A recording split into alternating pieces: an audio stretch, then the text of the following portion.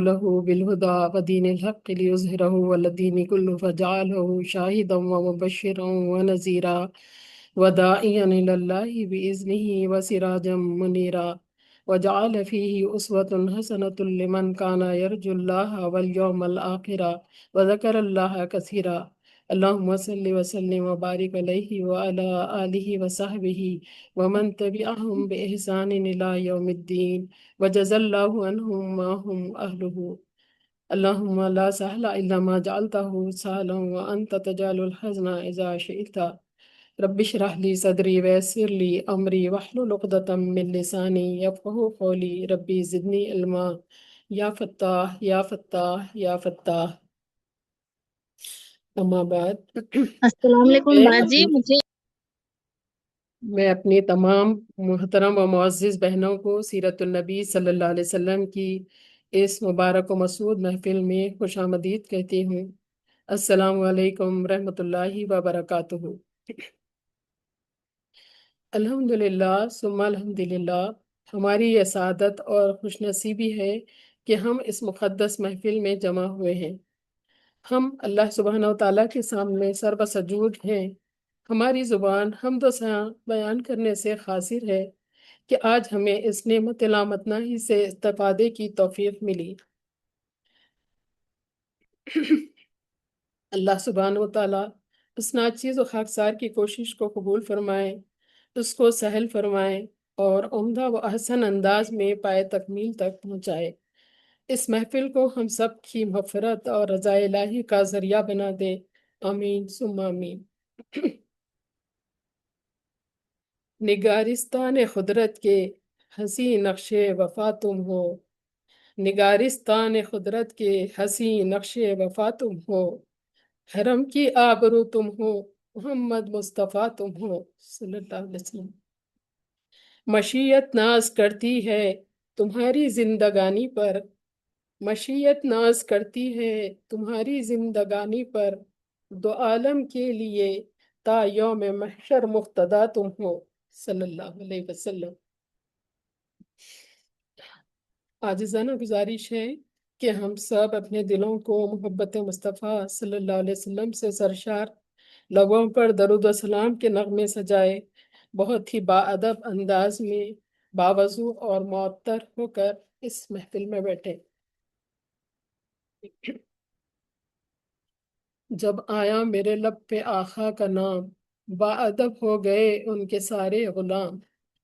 جب آیا میرے لب پہ آقا کا نام، باادب ہو گئے ان کے سارے غلام. یہ ہماری سعادت ہے ہم صبح و شام، ان کی خدمت میں بھیجیں درود و سلام. اعوذ باللہ من الشیطان الرجیم. ان اللہ و ملائکتہ یصلون علی النبی یا ایھا الذین آمنوا صلوا علیہ وسلموا تسلیما. اللہم صل علی سیدنا محمد وعلی آلہ وصحبہ وبارک وسلم.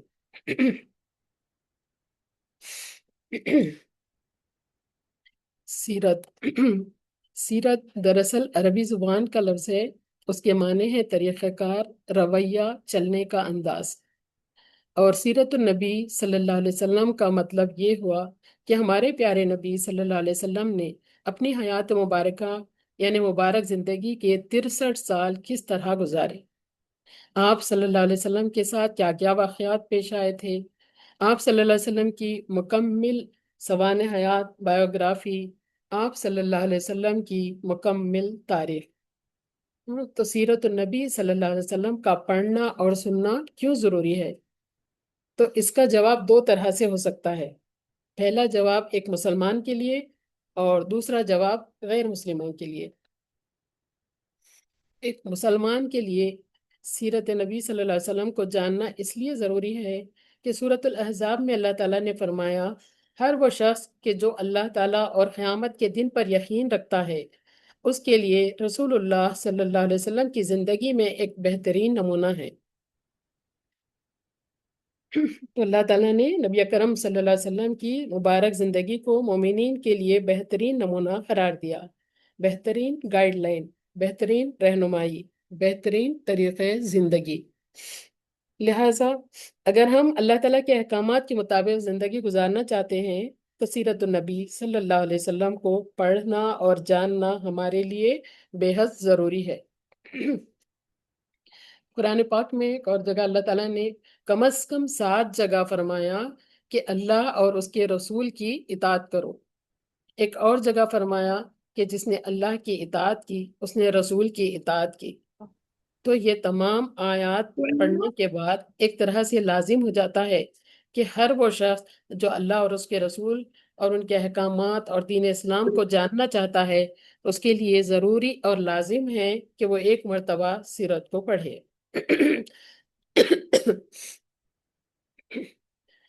سرور کائنات، فخر موجودات، روح دو عالم رسول اکرم صلی اللہ علیہ وسلم کی سیرت طیبہ کو ہر قرن ہر زمانے کے علماء نے اپنے اپنے انداز اور اپنی اپنی زبانوں میں لکھا ہے۔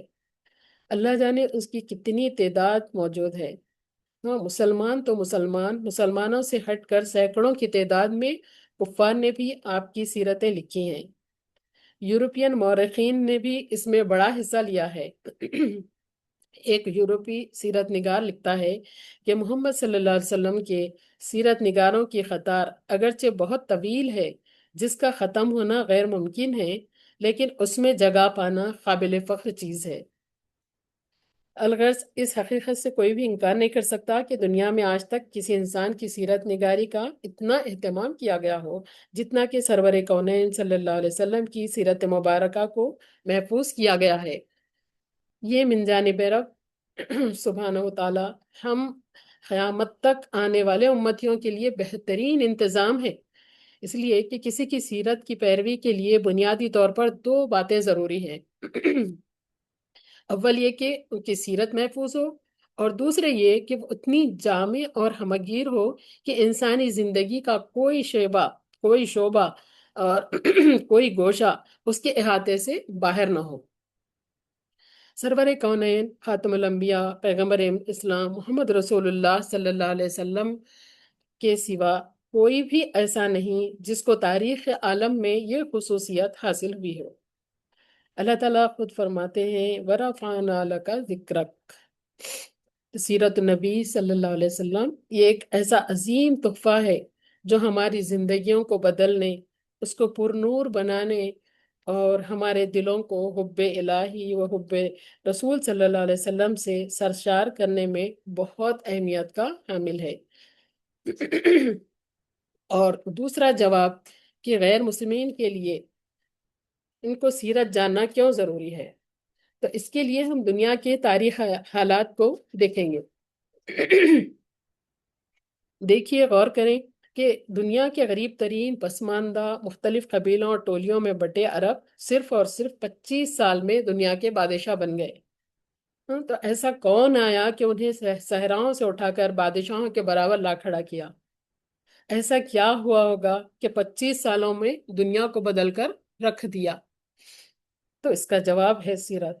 تو ان 25 سالوں کو جاننے کے لیے سیرت کا مطالعہ اور اس کو جاننا ضروری ہے۔ اگر اب ہم سیرت النبی صلی اللہ علیہ وسلم کا باقاعدہ آغاز کرنا چاہتے ہیں تو اس کے لیے ضروری ہے کہ ہم نبی علیہ الصلاۃ والسلام کی پیدائش سے پہلے کم از کم 100 سال پہلے سے شروع کریں، تاکہ ہم کو اندازہ ہو کہ آپ صلی اللہ علیہ وسلم سے پہلے دنیا کیسی تھی، دنیا کے حالات کیا تھے، کون کون سی حکومتیں تھیں، وغیرہ وغیرہ۔ تو نبی صلی اللہ علیہ وسلم کا جو زمانہ تھا وہ 7ویں صدی عیسوی کا زمانہ تھا، اور ہم آج 21ویں صدی عیسوی کے دور میں ہیں۔ تو 7ویں صدی عیسوی، اس زمانے میں 2 بڑے ملک یا امپائر حکومتیں ایسی تھی جو دنیا بھر میں اثر اور رسوخ رکھتے تھے، دنیا پر کمانڈ کر سکتی تھی۔ اور پہلی طاقت کیا تھی؟ رومن امپائرز، اور دوسری طاقت تھی پرشین امپائرز کی۔ تو اس کے علاوہ انڈیا تھا جو کوئی سپر پاور تو نہیں تھا، لیکن پھر بھی وہ ایک امپائر ضرور تھا۔ یہاں پر بھی رومن اور پرشین امپائر کی طرح کتابیں موجود تھی، قدیم تاریخ موجود تھی، تہذیب موجود تھی۔ امریکہ اور کینیڈا تو اس وقت دنیا کے نقشے میں نہیں تھے، وہ دریافت ہی نہیں ہوئے تھے۔ کولمبس نے بعد میں ان کو دریافت کیا۔ کچھ ریڈ انڈین قبیلے وہاں رہتے تھے جس کے بارے میں دنیا کو کچھ کافی معلومات حاصل نہیں ہوئی تھی۔ اور افریقہ اگر اس کو دیکھیں تو یہ سارے کا سارا جنگل تھا یا پھر صحرا، بڑے بڑے ہاتھی، زہریلے سانپوں، چیتوں اور شیروں کی دنیا، اور جہاں ایسے گھنے درخت تھے کہ سورج کی روشنی بمشکل زمین پر پہنچتی تھی۔ اور جن جگہوں میں انسان تھے، کچھ کچھ انسان تھے تو وہ وار لاٹ کے سپرد ہوئے ہوئے تھے، یا پھر پرانے زمانے کے آدم خور قبیلوں کی رہائش گاہیں تھی۔ اب پرشین امپائر یہ جو ہے دنیا کی سب سے پرانی اور سب سے بڑی امپائر تھی۔ پرشین امپائر کا گڑھ آج کا ایران ہے۔ انہیں اپنی تاریخ پر بڑا ناز تھا کہ ہمارے پاس صدیوں پرانی قدیم تہذیب ہے۔ ان کے پاس اور کئی فرقے تھے، اور اس وقت سے لے کر آج تک ان کے فرقے کم نہیں ہوئے بلکہ بڑے ہی ہیں۔ اور پرشین امپائر کی پولیٹیکل سچویشن کو کوئی مضبوط نہیں تھی، روز روز بادشاہ بدل رہے تھے۔ پھر دوسری دنیا کی بڑی طاقت رومن امپائر۔ یہ رومن امپائر دو ٹکڑوں میں تقسیم ہو چکی تھی۔ ایک تو وہ علاقہ جو بچی کچی رومن امپائر کہلاتا تھا، اور دوسری جو ہے بیزنٹائن امپائر۔ بیزنٹائن امپائر تھی، یہ وہ امپائر تھی کہ جس کے اندر کرسچنز کی بڑی تعداد تھی۔ تو اور انہوں نے عقید توحید کے بجائے عقید تثلیث یعنی تین خدا بنا لیے تھے، ایک اللہ، دوسرے عیسیٰ، اور تیسرے مریم علیہ السلام، نعوذ باللہ۔ تو ان لوگوں میں پوپ کو بڑا درجہ اور رتبہ دیا گیا تھا۔ سب لوگ اس کی بات مانتے تھے اور اس کے احکام مانتے تھے، بلکہ تقریباً اس کو خدا کا درجہ دیا ہوا تھا۔ بہرحال رومن امپائر میں جو ہے پوپ کے علاوہ عام آدمی کی کوئی حیثیت بچی ہوئی نہیں تھی۔ اس کے بعد نبی علیہ السلام کے زمانے کا ہندوستان، تو اس وقت آج کل کی طرح انڈیا اور پاکستان نہیں تھا، اس کو عرب اپنی زبان میں ہند کہتے تھے۔ جب الیگزینڈر اپنی فوج کے ساتھ ہندوستان آیا تو ان کے ساتھ ہر قسم کے لوگ تھے، پڑھے لکھے بھی اور لڑنے والے، جاہل بھی، ناچنے والیاں بھی، تاریخ لکھنے والے بھی، بہرحال ہر قسم کے لوگ جو ہے وہ فوج میں شامل تھے۔ تو نبی علیہ السلام کے زمانے سے پہلے ہند میں جو ہے پتھر کے شیروں والا اشوک مہاراجا تھا، اور وہ ہندوستان میں بہت سارے فلاحی کام اس نے کروائے تھے۔ تو تاریخ پڑھنے سے پتہ چلتا ہے کہ ہندوستان کا ایریا بہت زیادہ ڈیولپ اور بہت زیادہ طاقتور تھا۔ 7ویں صدی کے آنے تک یہ تمام خوبصورتی اور طاقت ختم ہو چکی تھی۔ اشوک، سامراٹ جی، وکرم جی جیسے بڑے بڑے لوگوں کا نام و نشان بھی نہیں تھا۔ شری کرشن کا نام لینے والے جھاڑیوں، درختوں اور جانوروں کے سامنے سجدے کر رہے تھے۔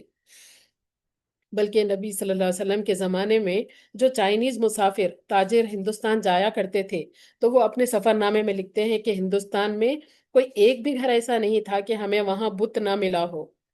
سندھ کے علاقے میں ایسے ایسے راجاؤں کی رپورٹس ملتی ہیں کہ انہوں نے اپنی بہنوں کے ساتھ شادیاں کر رکھی تھیں۔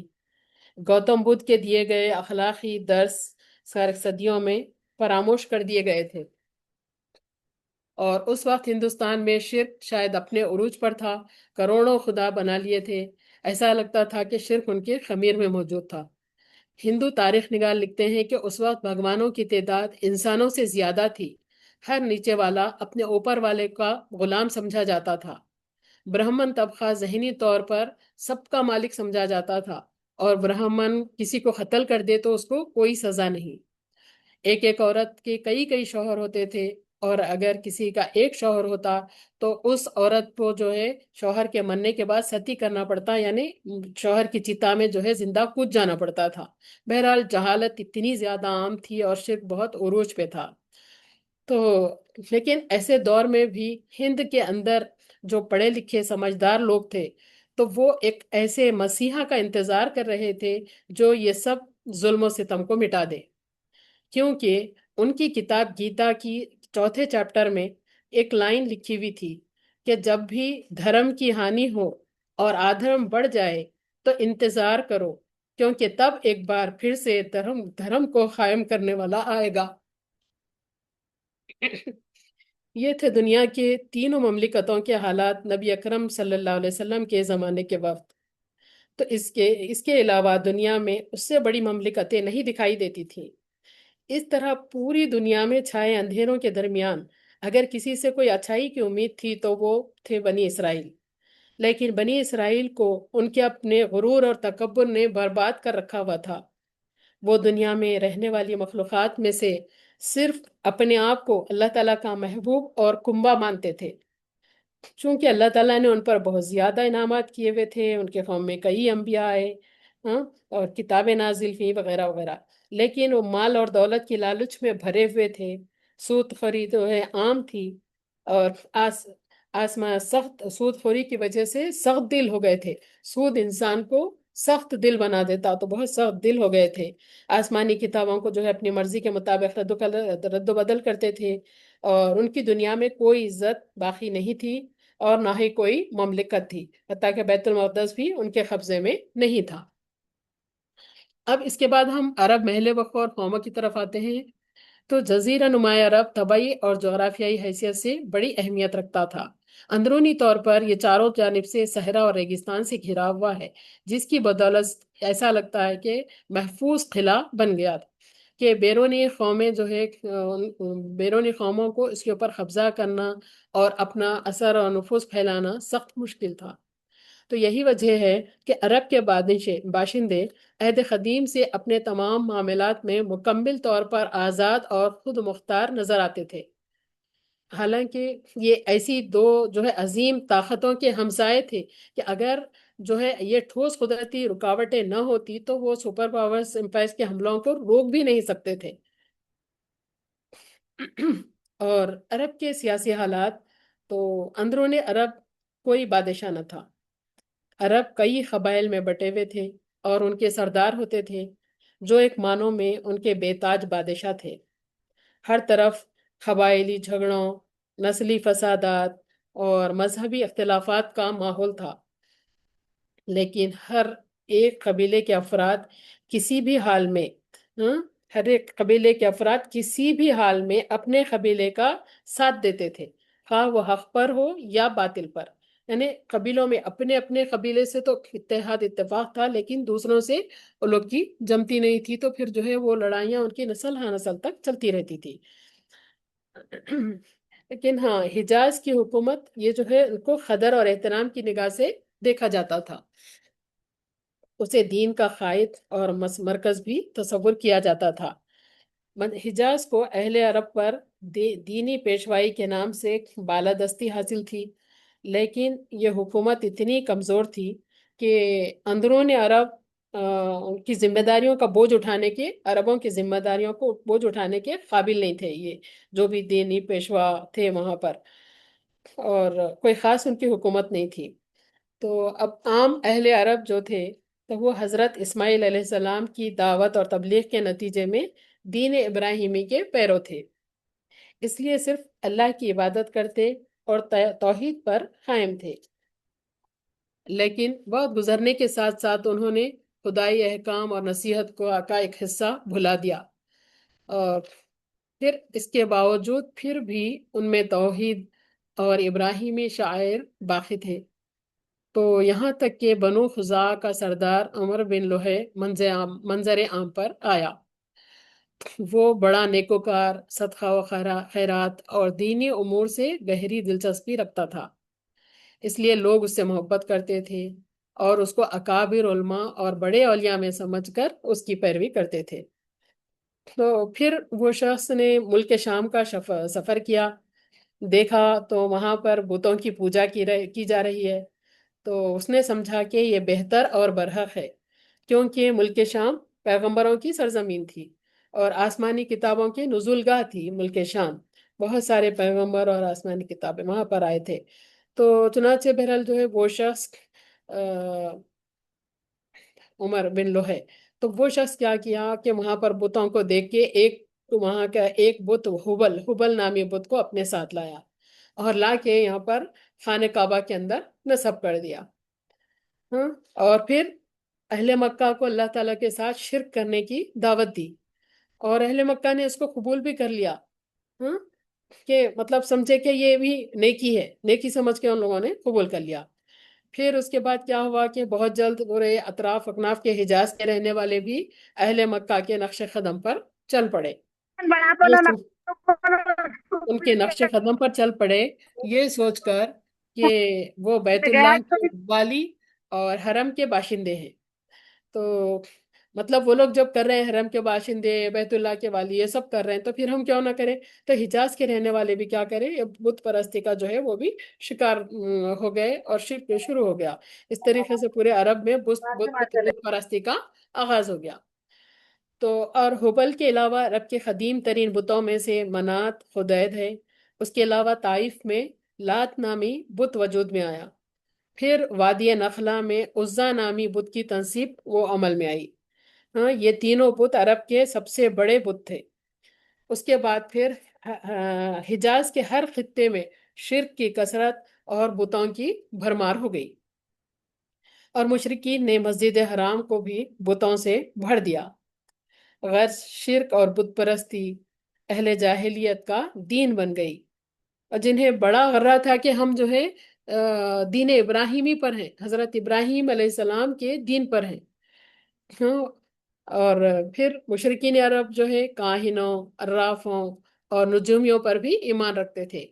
کاہن یعنی اسے کہتے ہیں جو اگلے آگے آنے والے واقعات کی پیشن گوئی کرے، نجومی ستاروں سے حال معلوم کرتے تھے۔ بہرحال یہ طرح طرح کی جو ہے ان لوگوں کے اوپر مشرکین ایمان رکھنے لگے، اور جو ہے بہت زیادہ بدشگونی لینا، فالک ہونا، یہ ساری چیزیں ان کے اندر آ گئی۔ تو یہ اہل جاہلیت کے عقائد اور اعمال تھے، لیکن پھر اس کے ساتھ ہی ان لوگوں کے اندر جو ہے دین ابراہیمی کے کچھ باقیات بھی تھے۔ عربوں میں کچھ باقیات بھی تھے، یعنی یہ کہ انہوں نے پورے طور پہ دین کو چھوڑ نہیں دیا تھا، کچھ کچھ دین باقی تھا۔ تو وہ کیا کرتے تھے، بیت اللہ کی تعظیم کرتے تھے، طواف کرتے، حج اور عمرہ کرتے تھے، عرفات مزدلفہ میں ٹھہرتے، اور ہدی کے جانور کی قربانی کرتے تھے۔ ہدیہ یعنی قربانی کے جانور کی، جو عمرہ میں اور حج میں قربانی کرتے اس کی بھی قربانی کرتے تھے۔ لیکن پھر انہوں نے کیا ہے، یہ دین ابراہیم میں بہت ساری جو ہے بدعتیں ایجاد کر لی تھی۔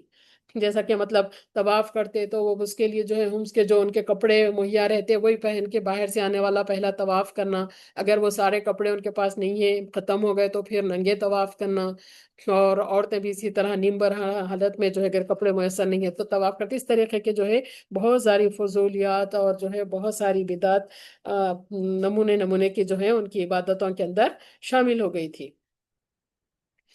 اور عربوں کے اجتماعی حالات اس زمانے میں کیا تھے کہ مختلف قبائل کی آپس میں خصومتیں، لڑائی جھگڑے، اور یہ سارے جو ہے نسل ہا نسل تک چلتے رہتے تھے، اور عورتوں کے ساتھ بدسلوکی، اخلاقی گراوٹ، شراب خوری، جوا وغیرہ، یہ ساری بہت ساری خرابیاں تھیں، اور اقتصادی اور کچھ معاشی حالت بھی ان لوگوں کی کچھ بہتر نہیں تھی۔ ان سب چیزوں کے ساتھ ساتھ ایک چیز، یہ ساری ان لوگوں کے اندر جو بھی جو ہے ان کے عادتیں تھے، اس کے ساتھ جو ہے ایک چیز غور طلب یہ ہے کہ ان میں جو ہے کچھ اخلاق فاضلہ بھی موجود تھے، یعنی جنہیں دیکھ کر انسان دنگ اور ششدر رہ جاتا ہے۔ یعنی مثال کے طور پہ، یعنی کرم اور سخاوت، یعنی سخاوت کرنا، یہ جو ہے ان کا وصف تھا۔ اس میں وہ ایک دوسرے سے آگے نکلنے کی کوشش کرتے تھے، آگے نکلنے کی کوشش کرتے تھے۔ حد یہ تھی کہ مطلب اگر جوا بھی کھیلتے، اس سے بھی جو نفع فائدہ حاصل ہوتا، تو وہ کیا کرتے تھے، اپنے استعمال سے زیادہ ہے تو پھر وہ کوئی کار خیر میں یا کسی کے غریبوں کی مدد میں اس میں لگا دیتے تھے وہ لوگ۔ سخاوت کا ان کے یہ عالم تھا۔ اور دوسری چیز کیا ہے، پھر خودداری بھی بہت زیادہ تھی، اور عزت نفس بھی بہت تھا، کہ ان کے اوپر کوئی ذرا سا بھی بات نہ آئے، نہیں تو پھر جان دینے کے لیے تیار ہو جاتے تھے۔ اور دوسری وہ ہے ان کے اندر بہادری، شجاعت بھی تھی، اور غیرت بھی جو ہے حد سے زیادہ بڑی بھی تھی۔ تو بعض اہل سیر یعنی سیرت لکھنے والے لکھتے ہیں کہ ہم سمجھتے ہیں کہ جزیرت العرب کو ساری دنیا سے جو جغرافیائی نسبت حاصل تھی، ہاں، یعنی ہر طرف سے جو پھیلا ہوا تھا کہ صحرا ہے، بازو سمندر ہے، ہر ایک بر اعظم اس سے جڑتا تھا، ہاں، تو جس کی وجہ سے جو ہے دنیا میں دور دور تک رابطہ پیدا کرنا آسان تھا۔ یہ اس کی جغرافیائی حالت تھی، نسبتیں تھی وہ حجاز کی۔ اور پھر اس کے علاوہ جو ہے یہ ان لوگوں کے ایسے بعض اچھے اخلاق تھے، تو جن کی وجہ سے اہل عرب کو تمام بنی نوع انسان کی قیادت اور رسالت عامہ کا بوجھ اٹھانے کے لیے منتخب کیا گیا۔ یہ اہل سیر کا نظریہ ہے۔ تو اب ہم دیکھتے ہیں خاندان نبوت اور حضور اقدس صلی اللہ علیہ وسلم کا نسب مبارک۔ تو مورخین نے نسلی اعتبار سے عرب اقوام کی تین قسمیں بتائی ہیں: ایک عرب بائدہ، دوسرے عرب عاربہ، اور تیسرے عرب مستعربہ۔ تو اب ہم عرب مستعربہ کے بارے میں بات کریں گے، کیونکہ عرب مستعربہ یعنی وہ عرب قوم جو حضرت اسماعیل علیہ السلام کی نسل سے ہیں، تو انہیں عدنانی عرب بھی کہا جاتا ہے۔ تو انہی کی نسل سے ہمارے آقا احمد مجتبیٰ محمد مصطفیٰ صلی اللہ علیہ وسلم کا نسب مبارک جا ملتا ہے۔ رسول اللہ صلی اللہ علیہ وسلم کا ارشاد مبارک ہے کہ اللہ تعالیٰ نے ابراہیم علیہ السلام کی اولاد میں سے اسماعیل علیہ السلام کا انتخاب فرمایا، پھر اسماعیل علیہ السلام کی اولاد میں سے کنانہ کو منتخب کیا، اور کنانہ کی نسل سے قریش کو چنا، پھر قریش میں سے بنو ہاشم کا انتخاب کیا، اور بنو ہاشم میں سے میرا انتخاب کیا۔ صحیح مسلم، جامع ترمذی شریف۔ ابن عباس رضی اللہ تعالیٰ عنہ کا بیان ہے کہ رسول اللہ صلی اللہ علیہ وسلم نے فرمایا، اللہ تعالیٰ نے خلق کی تخلیق فرمائی تو مجھے سب سے اچھے گروہ میں بنایا، پھر ان کے بھی دو گروہوں میں سے زیادہ اچھے گروہ میں رکھا، پھر قبائل کو چنا تو مجھے سب سے اچھے قبیلے کے اندر بنایا، پھر گھرانوں کو چنا تو مجھے سب سے اچھے گھرانے میں بنایا، لہٰذا میں اپنی ذات کے اعتبار سے بھی سب سے اچھا ہوں اور گھرانے کے اعتبار سے بھی سب سے بہتر ہوں، صلی اللہ علیہ وسلم۔ یہ ترمذی شریف کی حدیث ہے۔ نبی اکرم صلی اللہ علیہ وسلم کا خانوادہ اپنے جد اعلیٰ یعنی پردادا ہاشم بن عبد مناف کی نسبت سے خاندان ہاشمی کے نام سے معروف ہے۔ ہاشم بہت معزز اور بڑے مالدار شخص تھے۔ ان کے ذمے سقایا اور رفادہ یعنی حجاج کرام کو پانی پلانے اور میزبانی کرنے کا منصب حاصل ہوا تھا۔ تو ہاشم کا نام ہے، ہاشم کے معنی ہے توڑنے والا، یعنی یہ پہلے شخص ہیں جنہوں نے مکہ میں حاجیوں کو شوربے میں روٹی توڑ کر بھگو کے کھلانے کا اہتمام کیا۔ ان کا اصل نام عمر تھا، لیکن روٹی توڑ کر شوربے میں بھگونے کی وجہ سے ان کو ہاشم کہا جانے لگا۔ تو ان کے 4 بیٹے اور 5 بیٹیاں تھیں۔ 4 بیٹوں میں سے ایک بیٹے کا نام شیبہ تھا۔ ان کا اہم واقعہ یہ ہے کہ وہ ہاشم تجارت کے لیے گئے تو راستے میں بنی نجار کی ایک خاتون سلمہ بنت عمر سے شادی کر لی، اور کچھ دن وہاں ٹھہرنے اور بیوی کو حالت حمل میں ان کے میکے میں جو ہے چھوڑ کر ملک شام چلے گئے۔ تو پھر وہاں سے فلسطین گئے، وہاں ان کا انتقال ہو گیا۔ ادھر ان کی بیوی سلمہ سے جو ہے وہ حاملہ ہو گئی تھی، تو اب لڑکا پیدا ہوا، یہ جو ہے 497 عیسوی میں ہوا۔ تو چونکہ بچے کے سر کے بالوں میں سفیدی تھی، اس لیے سلمہ نے، ان کی ماں نے، ان کا نام شیبہ رکھا تھا۔ اور یشرب یعنی مدینہ منورہ میں اس زمانے میں مدینہ کو یشرب کہا جاتا تھا، تو وہ جو ہے یشرب میں اپنے میکے ہی میں بچے کی پرورش کی، اور شیبہ یعنی تقریباً 10-12 سال کے ہو گئے۔ تو ہاشم کے بھائی مطلب تھے، ان کا نام مطلب، یہ کئی بھائی تھے، یہ جو اہم ہیں ان کے نام ہم کو یاد رکھنا ہے، اس لیے میں ان کے بارے میں بتا رہی ہوں۔ تو ہاشم کے بھائی مطلب تھے، ان کو بھی قوم میں بڑی عزت اور وقار حاصل تھا۔ تو ان کو بعد میں پتا چلا کہ ان کے بھائی ہاشم کو لڑکا پیدا ہوا تھا، کئی دنوں بعد، یہاں حتیٰ کہ 10-12 سال کا عرصہ گزر گیا، پہلے تو کسی کو بھی خبر نہیں تھی، بعد میں پتا چلا کہ ان کے بھائی کو لڑکا پیدا ہوا تھا۔ تو پھر وہ جو ہے وہ یثرب گئے، اور پھر وہاں جا کر ان کی ماں سے بہت درخواست کی کہ وہ بھتیجے کو ان کے ساتھ بھیج دیں، تو وہ ہرگز نہ مانی۔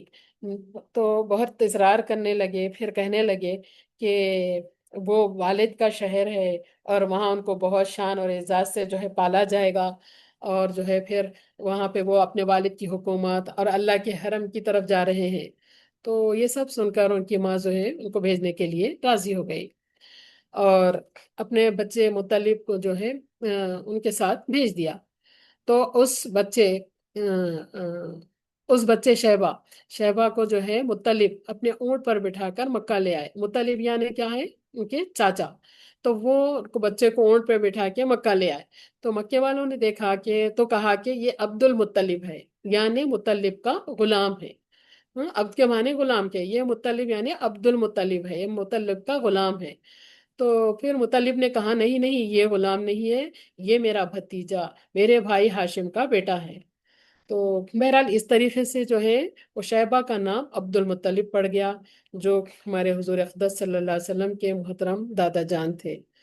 اور پھر وہ مطلب جو ہے، وہ جو ہے عبد المطلب اپنے چاچا مطلب کے گھر میں پرورش پائے۔ تو حضور اقدس صلی اللہ علیہ وسلم کا نسب اطہر والد ماجد کی طرف سے یہ ہے: محمد صلی اللہ علیہ وسلم بن عبداللہ بن عبد المطلب بن ہاشم بن عبد مناف بن قصی بن کلاب بن مرہ بن کعب بن لوئی بن غالب بن فہر بن مالک بن نضر بن کنانہ بن خزیمہ بن مدرکہ بن الیاس بن مضر بن نزار بن معاد بن عدنان۔ یہاں تک سلسلہ نسب با اجماع امت ثابت ہے، اور یہاں سے حضرت آدم علیہ السلام تک اختلاف ہے، اس لیے اس کو یہاں پر ترک کیا جا رہا ہے۔ تو عدنان نبی صلی اللہ علیہ وسلم کے سلسلہ نسب میں 21ویں پشت پر پڑھتے ہیں۔ بعض روایتوں میں لکھا ہوا ہے کہ نبی صلی اللہ علیہ وسلم بھی جب اپنا نسب مبارک بیان کرتے تو یہ سلسلہ جو ہے عدنان تک جا کر پھر رک جاتے تھے۔ تو والدہ ماجدہ کی طرف سے حضور اقدس صلی اللہ علیہ وسلم کا نسب مبارک یہ ہے کہ محمد صلی اللہ علیہ وسلم بن آمنہ بنت وہب بن عبد مناف بن زہرہ بن کلاب بن مرہ۔ تو اس سے معلوم ہوا کہ کلاب بن مرہ میں آپ صلی اللہ علیہ وسلم کے والدین دونوں کا نسب جمع ہو جاتا ہے۔ اب ولادت مبارکہ، اس سے پہلے آپ صلی اللہ علیہ وسلم کی برکات کا ظہور۔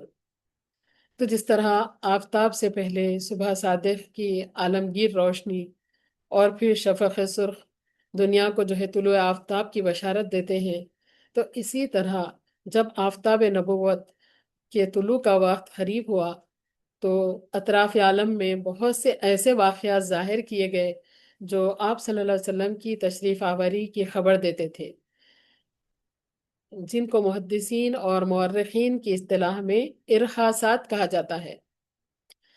حضرت صلی اللہ علیہ وسلم کی والدہ ماجدہ حضرت آمنہ کا بیان ہے کہ جب آپ صلی اللہ علیہ وسلم ان کے بطن مبارک میں بصورت حمل مستقر ہوئے تو انہیں خواب میں بشارت دی گئی کہ وہ بچہ جو تمہارے حمل میں ہے اس امت کا سردار ہے۔ جب وہ پیدا ہوں تو تم یوں دعا کرنا کہ میں ان کو ہر حاسد کے شر سے خدا تعالیٰ کی پناہ میں دیتی ہوں، اور ان کا نام محمد صلی اللہ علیہ وسلم رکھنا۔ اور یہ فرماتی ہیں کہ آپ صلی اللہ علیہ وسلم کے حمل میں رہنے کے بعد میں نے ایک نور دیکھا جس سے شہر بصرہ علاقہ شام کے محلات ان کے سامنے آ گئے۔ سیرت ابن ہشام سے لیا گیا ہے۔ اور فرماتی ہیں کہ میں نے کسی عورت کو کوئی حمل نہیں دیکھا جو آپ صلی اللہ علیہ وسلم سے زیادہ سبک اور سہل ہو، یعنی ایام حمل میں جو متلی یا سستی وغیرہ جو عموماً عورتوں کو رہتی ہے وہ مجھے کچھ بھی پیش نہیں آئی۔ وہ فرماتی ہیں کہ ہر مہینہ زمین اور آسمان سے یہ ندا ہوتی تھی کہ آمنہ تم کو خوشخبری ہو، اب تمہارے بطن سے ابو القاسم محمد صلی اللہ علیہ وسلم پیدا ہونے والے ہیں۔ وہ کہتی تھی کہ ہر ماہ کوئی نہ کوئی پیغمبر خواب میں آتے اور مجھے خوشخبری دیتے تھے۔ تو اس سال بہت خیر تھا، درخت خشک تھے، جانور دبلے تھے، لیکن حضور صلی اللہ علیہ وسلم کے حمل میں تشریف لاتے ہی قحط دور ہوا، بہت بارشیں ہونے لگی، ہر طرف ہرا بھرا ہو گیا اور بہت پھل آئے وغیرہ وغیرہ۔ اس سال کا نام سنۃ الابتہاج رکھا گیا۔ اور بی بی آمنہ فرماتی ہیں کہ پتھر راستے میں ان کو جو ہے سلام کرتے تھے، اور پتھر ان کے پیروں کے نیچے موم کی طرح نرم ہو جاتے تھے۔ تو اس کے علاوہ جو ہے بہت سے واقعات رونما ہوئے جن کو طوالت کے باعث یہاں پر بیان نہیں کیا جا رہا ہے۔ اور حضور صلی اللہ علیہ وسلم کی ولادت باسعادت، تو اس بات پر جمہور کا اتفاق ہے کہ آپ صلی اللہ علیہ وسلم کی ولادت باسعادت ماہ ربیع الاول میں اس سال ہوئی جس میں اصحاب فیل کا واقعہ پیش آیا، جس کا اجمالی واقعہ تو قرآن مجید میں بھی موجود ہے۔ تو در حقیقت واقع فیل حضور صلی اللہ علیہ وسلم کی ولادت و سعادت کی برکات کا مقدمہ تھا۔ بعض مورخین نے لکھا ہے کہ واقع فیل 20 اپریل 571 میں ہوا ہے، جس سے معلوم ہوا کہ حضور اکرم صلی اللہ علیہ وسلم کی پیدائش حضرت عیسیٰ علیہ السلام کی پیدائش سے 571 سال بعد میں ہوئی۔ دروس التالیف الاسلامی۔ اس میں امام حدیث ابن عساکر نے دنیا کی مجمل تاریخ اس طرح لکھی ہے کہ مطلب کل دنیا کی تاریخ حضرت آدم علیہ السلام اور نوح علیہ السلام کے درمیان 1200 سال کا فاصلہ تھا، اور نوح علیہ السلام سے ابراہیم علیہ السلام تک 1142 سال کا فاصلہ، اور پھر ابراہیم علیہ السلام سے موسیٰ علیہ السلام تک 565 سال کا فاصلہ، اور پھر موسیٰ علیہ السلام سے داؤد علیہ السلام تک 569 سال کا فاصلہ، اور داؤد علیہ السلام سے عیسیٰ علیہ السلام تک 1356 سال کا فاصلہ، اور عیسیٰ علیہ السلام سے خاتم الانبیاء صلی اللہ علیہ وسلم کے درمیان 600 برس کا فاصلہ گزرا ہے۔ تو اس حساب سے آدم علیہ السلام سے ہمارے حضور مقبول صلی اللہ علیہ وسلم تک 5432 تو 5432 سال ہوئے، اور حضرت آدم علیہ السلام کی عمر مشہور قول کے موافق 40 کم 1000 سال تھی۔ اسی لیے آدم علیہ السلام کے دنیا میں تشریف لانے سے تقریباً 6000 سال بعد، یعنی 7,000 میں حضرت خاتم الانبیاء صلی اللہ علیہ وسلم رونق افروز عالم ہوئے۔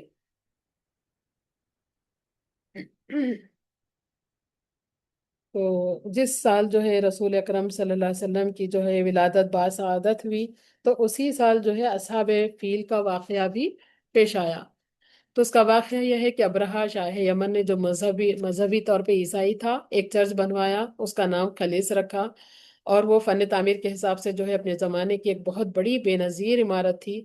پھر نجاشی جو ہے شاہ حبش کو اس کی اطلاع دیتے ہوئے لکھا کہ میں اس وقت تک نہ رکوں گا جب تک عرب حاجیوں کا رخ سارا جو ہے عبادت کے لیے خانہ کعبہ کے بجائے اس چرچ کی طرف نہ موڑ دوں۔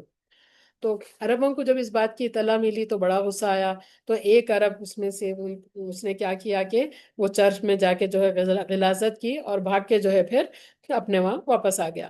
تو ابرہہ کو جب اس بات کا پتہ چلا تو پھر آگ بگولا ہو گیا، اور قسم کھا لیا کہ وہ خانہ کعبہ کو منہدم کر کے ہی دم لے گا۔ چنانچہ مکے کے لیے جو ہے اپنی فوج اور عسکری تیاریوں کے ساتھ نکل پڑا، اور پھر سواری کے لیے ہاتھیوں سے کام لیا۔ تو عربوں کو جب اس کی اطلاع ملی تو گھبرا اٹھے، کیونکہ ابرہہ سے جو ہے پھر مقابلہ کوئی آسان بات نہیں تھی۔ البتہ چونکہ ابرہہ جو ہے بیت اللہ کو منہدم کرنا چاہتا تھا، اس لیے وہ اس جنگ کو ایک مذہبی فریضہ اور ایک کار ثواب سمجھتے تھے۔ کون؟ عرب۔ چنانچہ سب سے پہلے خود یمن میں وہاں کے ایک مقامی عرب سردار ذو نفر، انہوں نے اپنے قبیلے اور دوسرے حاجیوں کی مدد سے جو ہے مقابلہ کیا، مگر عربوں کو شکست ہوئی، اور وہ ذو نفر جو ہے ان کو گرفتار کر لیا گیا۔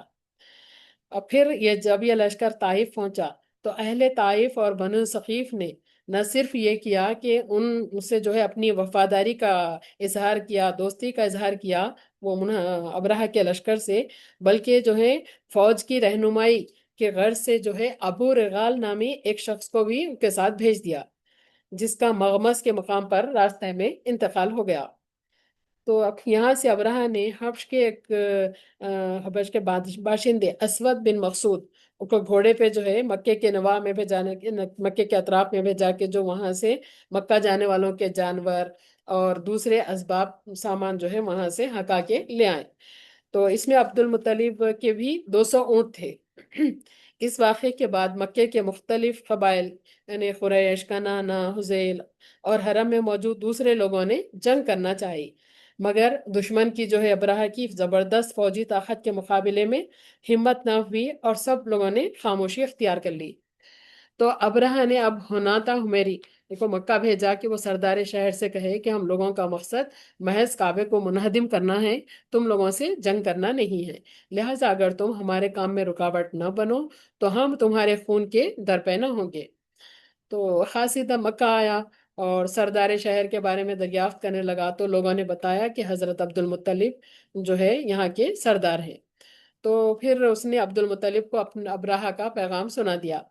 حضرت عبد المطلب نے جواب دیا کہ خدا کی قسم، نہ ہمارا کوئی جنگ کا ارادہ ہے اور نہ اس کی طاقت ہی ہے، یہ کعبہ تو اللہ تعالیٰ اور اس کے خلیل حضرت ابراہیم علیہ السلام کا گھر ہے، اگر اللہ اس کی حفاظت کرے تو یہ اس کا گھر ہے، اور اگر اللہ تعالیٰ ابراہہ کو اس حرکت سے باز نہ رکھے تو ہمارے اندر تو مقابلے کی تاب نہیں ہے۔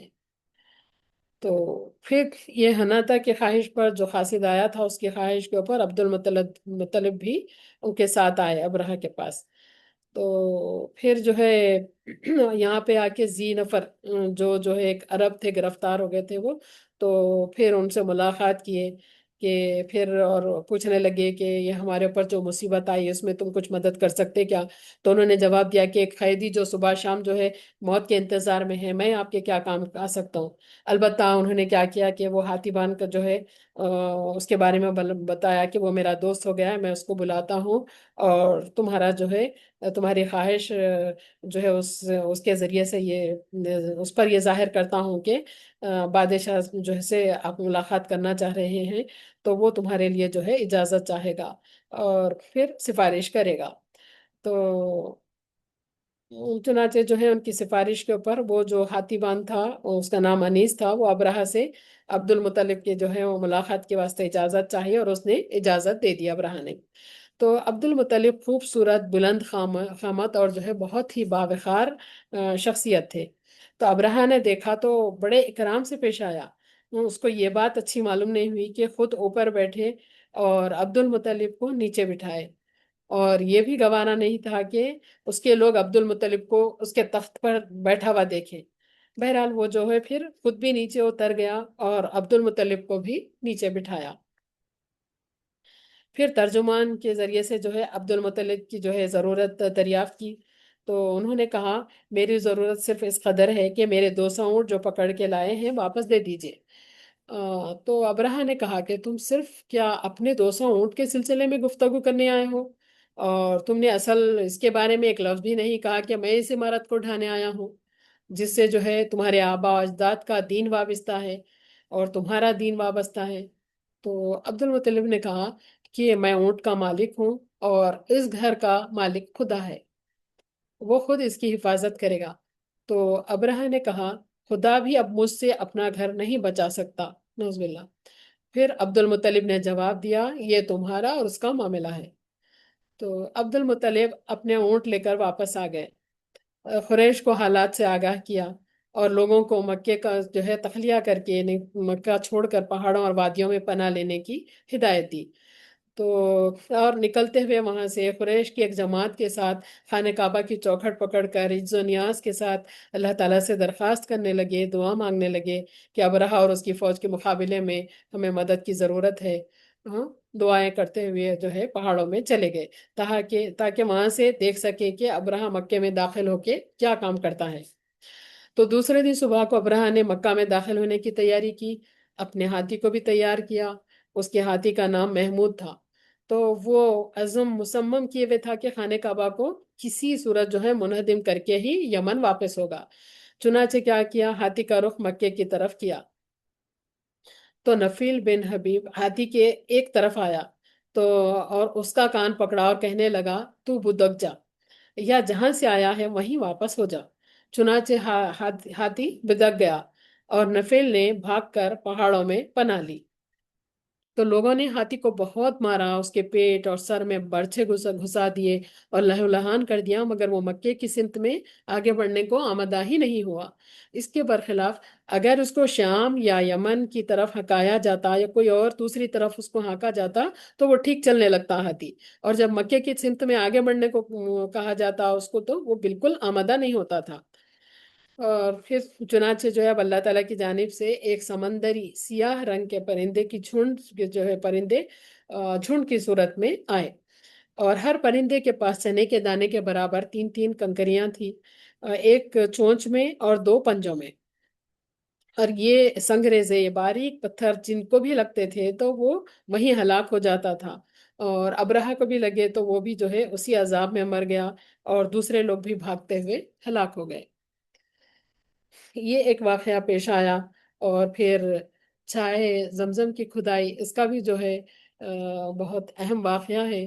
یہ رسول اللہ صلی اللہ علیہ وسلم کے خانوادے کو اسلام سے پہلے بھی مختلف جو ہے شرف حاصل رہے ہیں، جن میں سے ایک یہ ہے کہ بنو ہاشم ہی نے زمزم کو جو بند ہو چکا تھا اسرینہ کھولا۔ خود آپ صلی اللہ علیہ وسلم کے دادا عبد المطلب سے یہ واقعہ منقول ہے۔ وہ کہتے ہیں کہ ایک دن میں سویا ہوا تھا، خواب میں دیکھا ایک شخص آیا اور اس نے کہا طیبہ کھودو۔ میں نے دریافت کیا طیبہ کیا چیز ہے، تو وہ شخص چلا گیا۔ دوسرے دن میں اپنی خوابگاہ میں آیا اور سو گیا۔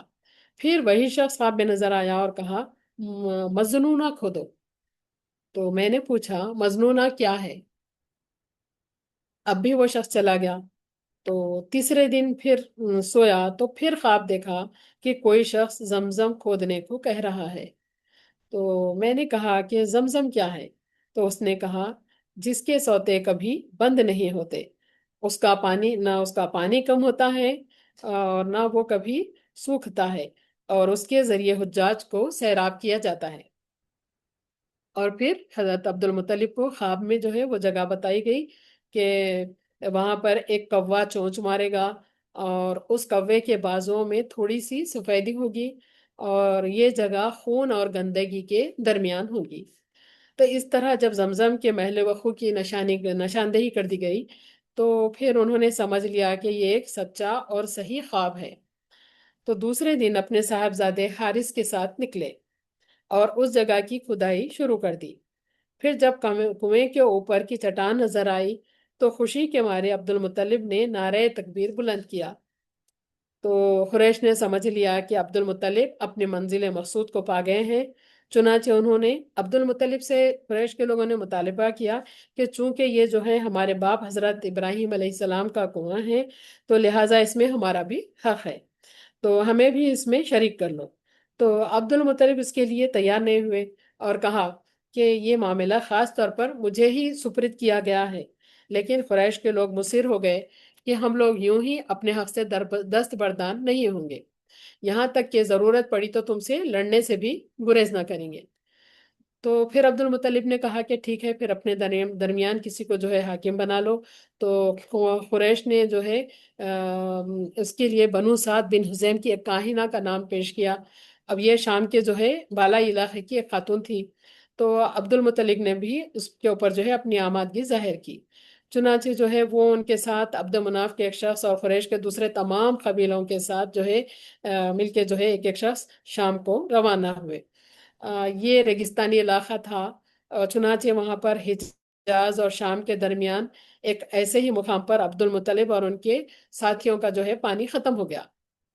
اب یہ لوگ جو ہے بہت زیادہ پیاسے تھے، تشنا لب تھے، تو اب ان لوگوں نے دوسرے قبائل کے لوگوں سے، قریش کے لوگوں سے جو ہے پانی کی خواہش کی، لیکن انہوں نے دینے سے انکار کر دیا کہ کہیں ہم کو بھی یہی حالت کا سامنا کرنا پڑے گا۔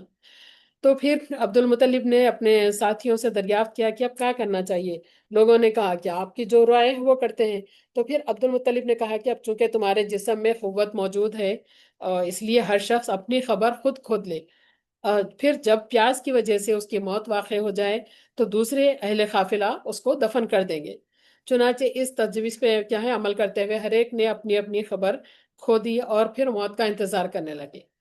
پھر عبد المطلب کو جو ہے اس کے اوپر اطمینان حاصل نہیں ہوا، تو پھر کہنے لگے کہ اپنے آپ جو ہے خود ہی جو ہے موت اور ہلاکت کے اپنے آپ کو موت کے حوالے کر دینا ہے۔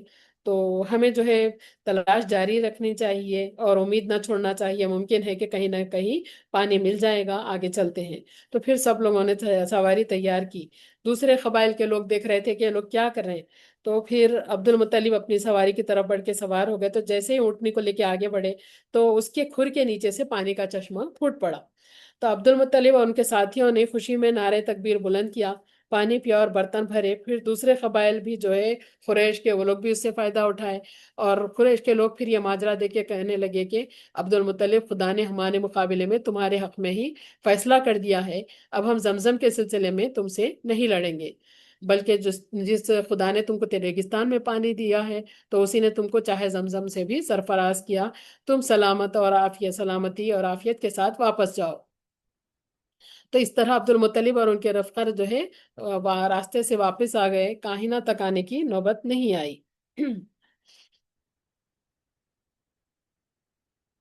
اب جو ہے یہ ان لوگوں کے دراصل جو ہے یہ تاریخی منظر یہ تھا کہ عربوں میں جو ہے 5 اہم عہدید ہوتے تھے، مطلب حجابت یعنی جس کے پاس خانہ کعبہ کی جو ہے کانچ کنجیاں رکھی جاتی تھی، اور ایک سقایا کا کام، ان کو پانی، حجاج کو پانی پلانے کا کام دیا جاتا تھا، اور رفادہ یعنی غریب اور نادار حاجیوں کو کھلانے کا کام، اور چوتھے ندوہ، ندوہ یعنی مشہور جو ہے مشورہ گاہ، جہاں پر جو ہے سب جمع ہو کے مشورہ کرتے تھے، اور تیسرے لیوا یعنی جنگی امور کی سربراہی، یہ سارے۔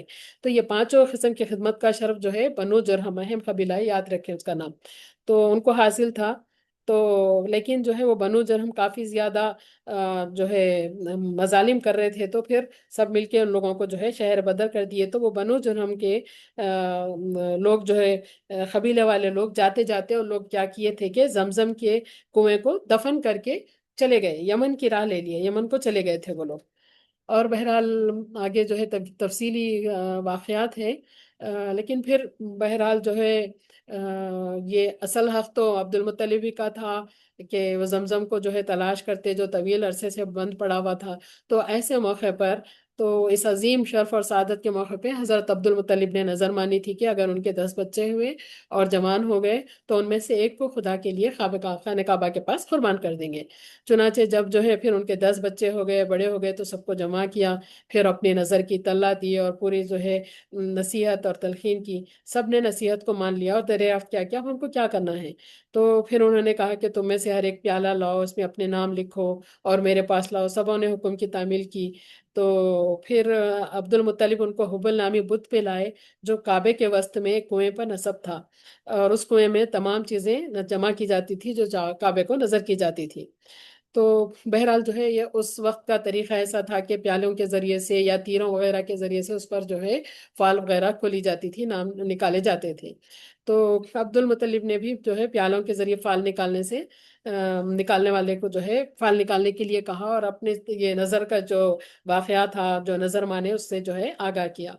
تو پھر یہ حضور صلی اللہ علیہ وسلم کے والد ماجد حضرت عبداللہ جو ہے حضرت عبد المطلب کے جو ہے سب سے چھوٹے صاحبزادے تھے، اور سب بیٹوں میں سب سے زیادہ محبوب بھی تھے۔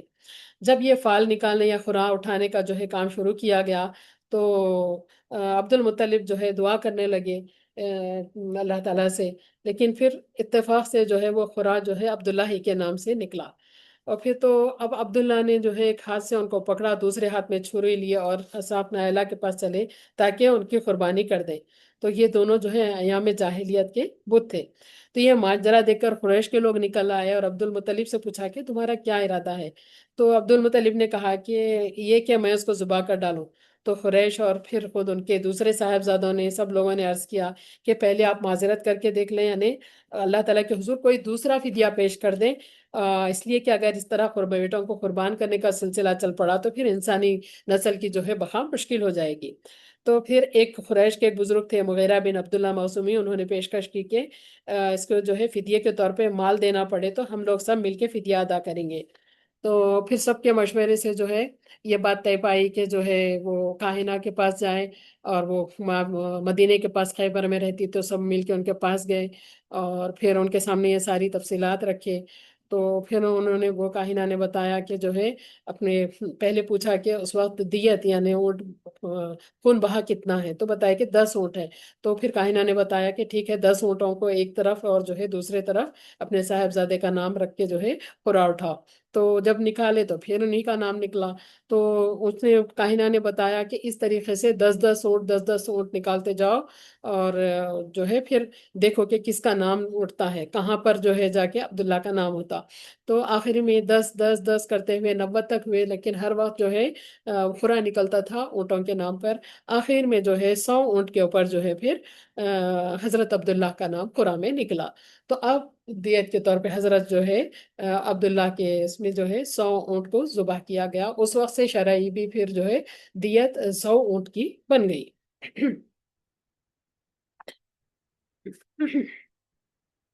اگر سمجھیے کہ جس سال اصحاب فیل کا حملہ ہوا، تو اس کے ماہ ربیع الاول کی 12ویں تاریخ روز دوشنبہ، ہاں، اور اس میں تاریخ میں بعض جگہ روایتوں میں اختلاف ہے، الگ الگ، یعنی 9 تاریخ 12 تاریخ اس طرح لکھی ہوئی ہے، لیکن دوشنبے کے تعلق سے اختلاف نہیں ہے۔ روز دوشنبہ یعنی دنیا کی عمر میں جو ہے ایک نرالا دن تھا، ایک بہت ہی حسین دن تھا، ایک بہت ہی خوبصورت دن تھا کہ آج پیدائش عالم کا مقصد اور لیل و نہار کے جو ہے انقلاب کی اصلی غرض، آدم علیہ السلام اور اولاد آدم کا فخر، کشتی نوح کی حفاظت کا راز، اور ابراہیم علیہ السلام کی دعا، اور موسیٰ اور عیسیٰ علیہ السلام کی پیشن گوئی کے مصداق، یعنی ہمارے آقا و نامدار محمد رسول اللہ صلی اللہ علیہ وسلم رونق افروز عالم ہوتے ہیں۔ تو ادھر دنیا کے بتکدے میں آفتاب نبوت کا ظہور ہوتا ہے، اور ادھر ملک فارس میں کسرا کے محل میں زلزلہ آتا ہے، جس سے اس کی 14 کنگرے گر جاتے ہیں۔ بحیر ساوا نے ملک کے فارس کا ایک دریا اچانک خشک ہو جاتا ہے، اور فارس کے آتش کدے کی وہ آگ جو 1000 سال سے کبھی نہ بجھی تھی، خود بخود سرد ہو جاتی ہے، اور یہ در حقیقت آتش پرستی اور گمراہی کے خاتمے کا اعلان تھا، اور فارس اور روم کی سلطنوں کے زوال کی طرف اشارہ تھا۔ تو صحیح احادیث میں ہے کہ ولادت کے وقت آپ صلی اللہ علیہ وسلم کی والدہ ماجدہ کے بطن سے ایک ایسا نور ظاہر ہوا کہ جس سے مشرق و مغرب روشن ہو گئے، اور بعض روایات میں ہے کہ آپ صلی اللہ علیہ وسلم زمین پر جلوہ افروز ہوئے تو دونوں ہاتھوں پر سہارا دیے ہوئے تھے۔ پھر آپ صلی اللہ علیہ وسلم نے خشک خاک کی ایک مٹھی بھری اور آسمان کی طرف دیکھا۔ حضرت صلی اللہ علیہ وسلم کے والد ماجد کی وفات، حضور اقدس صلی اللہ علیہ وسلم ابھی تک پیدا نہیں ہوئے تھے کہ آپ کے والد ماجد عبداللہ کو ان کے والد عبد المطلب نے حکم دیا کہ مدینہ طیبہ سے کھجوریں لائے۔ عبداللہ تو آپ کو بصورت حمل چھوڑ کر مدینہ چلے گئے۔ اتفاقاً وہیں ان کی وفات ہو گئی، اور والد کا سایہ پیدائش سے پہلے ہی سر سے اٹھ گیا۔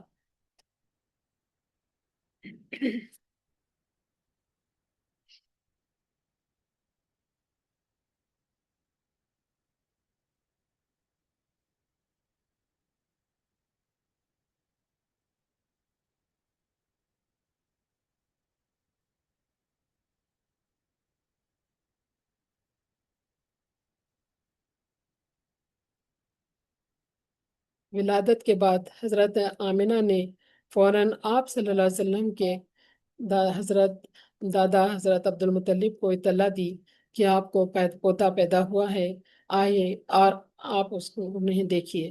تو حضرت عبد المطلب آئے اور دیکھا کہ حضرت آمنہ نے ایام حمل کے خواب اور محمد نام رکھنے کے سلسلے میں بشارت کا ذکر کیا، تو عبد المطلب نے آپ صلی اللہ علیہ وسلم کو لیا اور کعبے میں جا کر دعا کی اور خدا کا شکر ادا کیا۔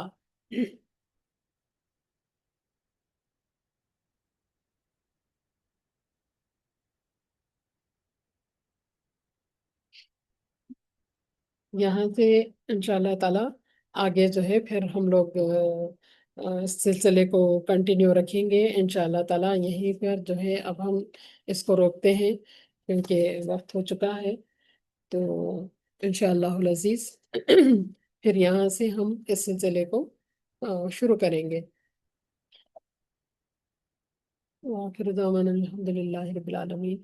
اللہم صلی علی سیدنا محمد وعلی آل سیدنا محمد وبارک وسلم.